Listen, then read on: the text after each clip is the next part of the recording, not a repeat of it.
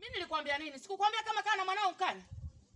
Alafu inapelekea kabisa Haviti anatoka huko ndani anakwenda kulala huko nje kwa malaya zake. Wewe mzee unajisikiaje kwa mfano? Wewe mwanangu, naomba unielewe. Nilishakwambia kwamba Haviti nimeshakaa naye na nimeshamwelekeza kila kitu. Kama hataki kunielewa basi ni yeye, lakini nishaongea naye na makofi pia alipata. Sasa sijui utaka niongee naye nini? Wewe vipi? Tena nasema sana niongea naye. Kwani wewe si ndo mwanaume? Wao ndani. Kinara wao ndani ni wewe baba mtu. Unapomshindwa wewe Haviti, mimi nitamwambia nini mtoto wa kike? Wewe mbona acha mama. Hebu tulia kwanza, tulia hapa.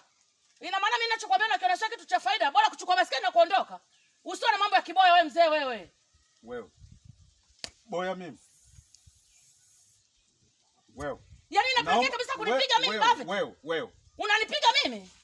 Naomba usinipande kichwani. Wewe umezoea kunipiga mimi. Sasa subiri kwa mamako. Wewe unanisikia tu mama. Sasa nini wewe?